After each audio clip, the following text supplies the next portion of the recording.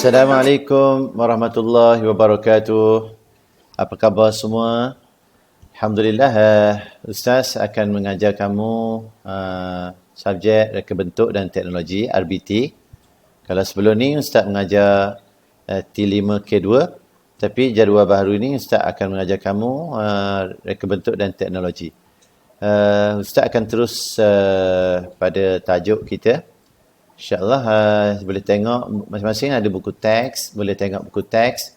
Kalau tak ada, boleh tengok terus pada slide yang Ustaz sediakan. Ustaz dah sediakan slide untuk memudahkan pelajaran kita. Baik, unit 1 iaitu tajuknya tajuk teknologi rumah tangga. Teknologi rumah tangga. Rumah tangga ni maksudnya berkaitan dengan hal-hal rumah lah. Jadi fokus pada tajuk ni iaitu tentang jahitan. Jahitan. Biasanya kat rumah mesti mak kita ada alatan jahitan kan. Paling simple lah, biasa dia ada jarum, ada benang, ada jarum peniti, ada gunting. Biasa ibu kita, mak kita, mama kita memang ada kit untuk jahitan. Kebiasaan lah, semua ada. Dan mungkin ayah kita yang minat pada jahitan, atau mungkin ada daripada ayah ataupun ibu kita memang dia pakar dalam jahitan ya. Jadi Ustaz yang mengajar RBT, Ustaz akan mengajar kamu tentang jahitan. Jangan pula kamu Ustaz pandai ke menjahit? Ustaz memang ada pengalaman menjahit juga ya. Ustaz dah mengajar RBT, Ustaz rasa dah 3 tahun kot. Dulu Ustaz memang mengajar tentang jahitan ya. Banyak dah Ustaz buat artikel-artikel seperti teddy bear kita orang buat dahulu semasa kita sekolah secara fizikal, kita buat bantal kecil dan sebagainya. Okey, jom. Tak nak melengah masa, Ustaz akan terus kepada tajuk kita. Kamu boleh tengok buku teks. Kalau yang ada buku teks, boleh buka buku teks. Terus buku teks, tengok. Okey, muka surat 4 dan 5. Okey, yang pertama, kenali mata jahitan. Mata jahitan tangan. Kita nak fokus pada jahitan tangan ya. Bukan yang guna mesin ni. Yang mesin dah moden lah, sebab kita nak belajar asas. Asas jahitan mesti guna tangan lah. Okey, kenali mata jahitan. Mata jahitan tangan mempunyai pelbagai jenis. Ya, mata jahitan digunakan untuk mencantumkan. Ini penting ni. Kenapa nak guna jahitan ni? Sebab dia nak mencantumkan kepingan fabrik. Yang pertama nak cantum kepingan fabrik. Yang kedua membuat kemasan tepi fabrik. Nak kemas ke tepi fabrik tu, biasa fabrik, dia kalau lepas gunting, dia akan keluar benang-benang kan, berbenang. Sebab itulah kita nak jahit, nak kemaskan dia tepi. Contoh mudah lah, Ustaz bagi contoh. Kalau kamu pakai t-shirt, macam Ustaz pakai t-shirt sekarang kan, mesti kat bawah baju, mesti ada dia buat kemasan tepi fabrik, dia jahit balik. Okay, dan sebagai hiasan. Kamu tadilah, kamu nak buat patung teddy bear semua, nak buat pencil case daripada fabrik ke kan. Okey, yang berikut ialah contoh mata jahitan. Okey, nak fokus ini, kalau kamu boleh tengok dalam buku ni, ada 6 contoh jahitan. Ni mesti kena buat lah. Dah nak kelas semuka ni, insyaAllah Ustaz akan tunjukkan contoh yang secara real lah. Dan backyard RBT kita memang ada benang, ada jarum, ya, ada. Cuma mungkin kamu kena bawa fabrik ataupun kain lah, untuk kita jadikan sesuatu artikel. Okey, tengok. Yang pertama, jahitan Kia. Ini namanya jahitan Kia. Nanti ada video saya akan tunjuk. Jahitan Kia digunakan untuk memulakan dan mematikan jahitan. Nak mula jahit, mesti depan kita gunakan jahitan Kia. Dia macam nak first tu, dia nak macam nak ikat lah, nak bergerak nanti. Dan yang last sekali, guna jahitan Kia juga sebab nak matikan. Lepas jahit kan, di hujung tu kita kena matikan hujung. Macam ikatan lah. Cuma dia ada cara dia untuk matikan jahitan. Kalau tak matikan jahitan tu terbuka. Kalau jahit seluar aku jadi kan terkoyak. Kalau kain terkoyak sebagainya kan. Okey, terbuka balik. Okey, jahitan ini juga digunakan sebagai jahitan tetap dan menjahit bahagian klaim yang meretas serta menggantikan jahitan mesin. Dia boleh sebagai klaim boleh juga, tak nak berbulu lah kain tu kalau dah potong. Okey, yang kedua, nanti ada video Ustaz akan tunjuk. Jahitan jeluju halus. Kamu faham dulu, dengar dulu. Jahitan jeluju halus, boleh faham tak orang lelaki? Jangan kata tak minat pula. Memang lelaki pun kena jahit. Sejarah Nabi kita Nabi Muhammad pun dia menjahit sendiri pakaian yang dikoyak. So tak adalah ni ke orang perempuan lah menjahit ustaz. Tak, memang lelaki perempuan semua menjahit. Okey, jahitan jeluju halus. Jahitan jeluju halus digunakan sebagai jahitan tetap. Yang kedua namanya jahitan jeluju halus. Ada gambar ni. Okey jahitan jeluju halus digunakan untuk membuat kedutan atau sulaman pada fabrik. Jahitan ini juga digunakan untuk membaiki kelepek yang meretas. Kelepek-kelepek tu kain yang hujung tu lah. Baju hujung kelepek tu. Okey, yang ketiga jahitan jeluju kasar. Ingat ya, ada jahitan kia, jeluju kasar, jeluju halus. Okey, jahitan jeluju kasar digunakan sebagai jahitan sementara untuk menetapkan kedudukan dua atau lebih fabrik semasa menjahit. Faham ke tak ni? Kalau tak faham, dengar dulu nanti sebab Ustaz akan ulang-ulang. Kelas bersemuka ni Ustaz akan tunjuk secara secara apa ni? Kamu boleh tengok secara betul, secara real. Okey, nak jahit jeluju kasar ni macam jahitan sementara. Sebab biasa kita nak menjahit benda yang halus-halus, kita macam nak dia macam dia tercantum dahululah, kita boleh buka balik. Macam kita guna selotip lah kalau nak buat apa nak buat layang-layang ke kan. Sementara selotip. Lepas tu yang tetapnya kita gam kan. Sama juga ni. Nak buat baju sebagainya kita guna jahitan jeluju kasar. Dia jauh jarak. Okey, yang keempat jahitan insan pari. Tahu pari kan? Pari tu kalau pari yang betul orang makan tu yang hidup kan, yang lauk tu, kalau terbalikkan dia, tengok belakang dia ada insang tu. Macam tu. Jahitan insang pari digunakan untuk sebagai jahitan tetap untuk mengemaskan bahagian tepi fabrik dan sebagai jahitan hiasan untuk menjahit motif. Tengok ni ni dia buat apa ni? Ni dia buat beg daripada jeans, kain jeans kan. Ni motif nak dibuat. Baik, seterusnya jahitan sembat.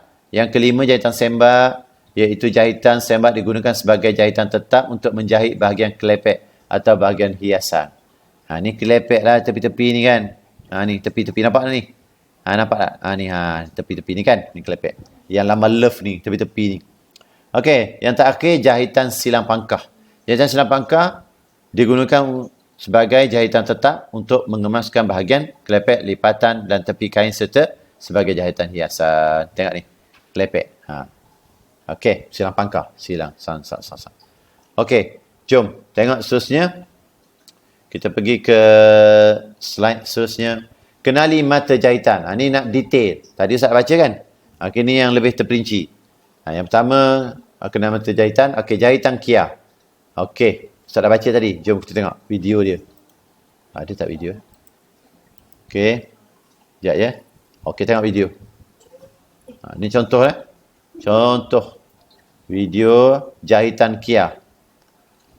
Okey. Dia sepatutnya ada muzik ni. Tapi Ustaz tak keluarkan muzik. Kamu tengoklah cara dia buat jahitan kia. Jahitan kia apa tadi? Digunakan untuk memulakan jahitan dan mematikan jahitan. Ni mula, tengok ni mula macam ni. Sebelum menjahit, guna jahitan kia. Patah balik. Dia nak matikan jahitan tu. Okey. Nampak tak? Dia jadi mati dah. Boleh bergerak. Lepas tu baru boleh jahit. Kalau tak buat macam ni, dia akan terbuka. Kita jahit panjang-panjang, senang dia tarik terbuka. Okey, tengok. Dah mula membuat jahitan kia. Senang ke susah nampak? InsyaAllah belajar nanti senang je. Cuma belajar menjahit ni kena hati-hati. Jarumnya tajam. Takut tercucuk jari. Biasa ni. Okey, next. Lepas jahitan kia, kita pergi tengok contoh jahitan jeluju halus. Ini contoh jeluju halus. Ni apa ni? Ni untuk penetas benang macam gunting juga. Ini jeluju halus. Tengok tu jahitan sementara. Beri jahitan lebih kecil daripada jeluju kasar. Okey, ni cara dia.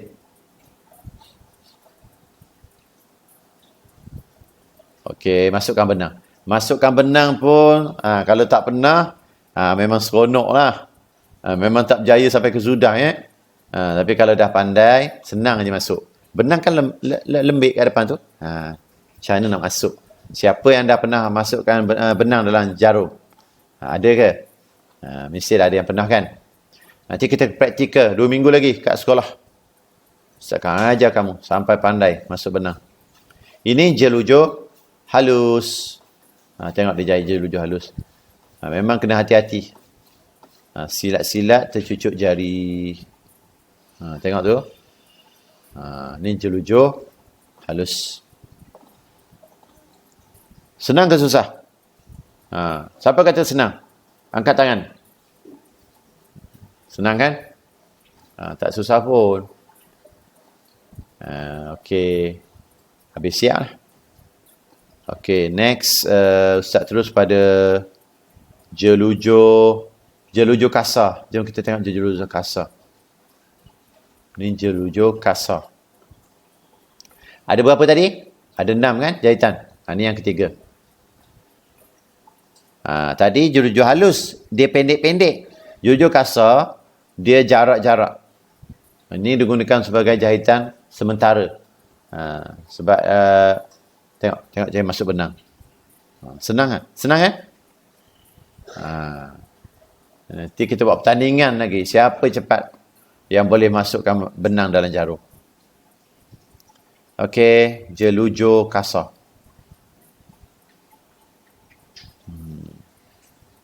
Ini nak matikan benang tu lah. Dia nak matikan benang. Hujung sekali dia kena matikan. Nanti dia terbuka nanti sekejap. Tengok ya. Okey, gel ujo kasar. Okey, cocok dulu pertama. Satu. Dia buat kia dulu. Yang pertama dia mula dengan, dia terus. Tak, dia terus pada gel ujo. Okey, terus. Nampak tak jarak dia jauh-jauh? Tu maksudnya gel ujo kasar. Ni. Nampak tak? Jarak jauh-jauh panjang-panjang ni. Tengok dia buat. Dia langkau. Maksudnya jarak tu langkau. Jauh kan? Okey. Ini gel ujo kasar. Jom kita terus lagi. Tengok jahitan insan pari. Insan pari. Insan pari. Tengok. Seronok jahit ni. Seronok. Okey. Memang orang tak ada pengalaman. Dia seronok lah. Kita tengok jahit macam mana. Insan pari. Nak cantum. Jahitan asalnya nak mencantumkan 2 fabrik lah. Tengok. Itu insan pari. Kita pernah tengok. Tapi kita tak tahu apakah dia jenis jahitan. Siapa yang mak dia pandai berjahit boleh tanya. Mak dia tahulah. Tengok dia buat macam ni. Okey. Ni dia nak matikan dulu. Tengok. Okey. Dapat kan? Okey. Tengok. Tengok dia buat jarak-jarak. Tengok satu. Okey, dia pun masuk dalam tu. Nampak cantik, kemas. Tu lah insan pari tu. Insan pari. Kalau tengok pari ke pergi pasar, kat bawah tu ada apa ni? Macam ni. Macam garis-garis. Macam garis-garis ni. Okey, next. Kita tengok lagi. Jahitan sembat. Sembat. Apa sembat? Tengok. Ini jahitan sembat. Sembat. Bukan rembat ya. Sembat. Dia nak sembat lah tu. Tapi biasa baju kurung orang perempuan. Baju kurung mak kita. Baju Melayu. Bawah baju Melayu. Ya, ada buat sembat juga. Okey, ni sembat. Jom last. Jahitan silang pangkah. Jom kita tengok silang pangkah macam mana. Okey, last silang pangkah. Tengok cara jahitan. Okey, hambak pula ni Okey, ni silang pangkah. Nampak? Dia macam zigzag. Okey. Tu silang pangkah. Okeylah. Mudah-mudahan sama je masuk jarum semua. Okey? Baik. Habis dah contoh jahitan. Itu sahaja untuk jahitan. Baik, seterusnya. Tadi kita dah belajar apa ni jahitan-jahitan kan. Sampai jahitan sembak yang tadi. Yang terakhir tadi jahitan silang apa? Silang pangkah. Okey, Ustaz dah tunjuk tadi kan. Okey, sekarang Ustaz terus ya. Ustaz terus pada kenali alatan jahitan. Nak menjahit kena kenal juga alatnya kan. Sama juga nak menulis mesti ada pensel, nak menukang mesti ada tukul, ada gergaji kan, ada sesiku. Okey, sekarang nak menjahit. Kita nak menjahit, kita kenal alat dia, apa dia. Yang pertama, kamu tengoklah gambar ni, ambil daripada atas, pita ukur. Dia berbeza. Berbeza dengan pita ukur yang nak bertukang, nak buat perabot, nak buat kursi meja kan. Yang tu yang ada gulung tu. Yang ni pita ukur untuk untuk menjahit. Dia lembik. Dia daripada getah lah kan. Mesti kamu tengok ni dah ada. Dia boleh lipat gulung-gulung macam ni. Dia tujuannya mengukur fabrik atau mengambil ukuran badan. Kalau kita nak buat baju kan, nak tempah kan, dia akan ambil ukur bahu berapa, shoulder berapa panjang, ya. Pergelangan tangan ketat. Di bawah lagi berapa ni, bawah ketiak semua diukur semua kan. Leher. Tu cara kita ukur tu. Okey. Yang kedua alatannya pembaris. Pembaris untuk jahitan macam-macam ada. Ada berbentuk sesiku, panjang, ada yang melengkung. Melengkung ni biasa digunakan untuk lengang. Lengang baju, kalau buat baju kurung, baju Melayu kan, biasa dia guna pembaris ni kan, melengkung. Dia akan letak pada kain lah. Lepas tu dia akan gunting. Kalau dulu biasa orang gunting ke atas kertas dahululah. Kertas apa ni? Kertas macam kertas kertas minyak orang panggil, yang warna kuning. Ataupun nak mudah kertas surat khabar boleh juga. Dia gunting dahulu di situ, baru dia penitikan di baju kain, baju kurung, kain cotton ataupun kain apalah, baru dia gunting. Mengukur dan menandakan pola pembaris ni. Okey, ini yang ketiga namanya roda surih. Ni depan ni ada roda bergigi ni. Gigi lekuk-lekuk ni. Biasa dia lapik, nanti ada kertas dia. Bila dia tolak, dia akan ada titik-titik dekat kain nanti. Senang tanda untuk dipotong dengan gunting. Baik, yang keempat ada kapur. Kapur tukang Kapur ni kapur untuk jahitan lah. Ya. Dipanggil kapur. Macam dahulu kita tak guna sekolah kan. Sekolah tak guna marker pen, whiteboard sekarang ni. Dulu guna papan hitam. Kamu tak sempat kot, dah tak ada lama dah. Guna kapur yang putih. Ya. Chalk, kapur.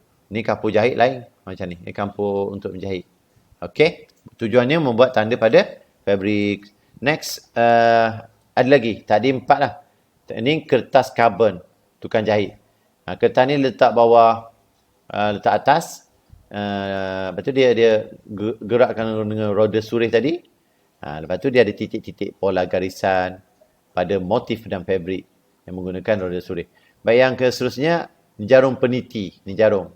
Jarum peniti ni ada kepala atas. Ya. Kalau jarum jahit tu dia ada berlubang. Ni ada kepala. Menyemat pola fabrik, meletakkan 2 atau lebih kepingan fabrik sebelum jahit. Okey, ni gunting. Beza ya dengan gunting kertas. Gunting fabrik dia lebih tajam, dia mampat, dia kuat, dia nipis, dia apa ni?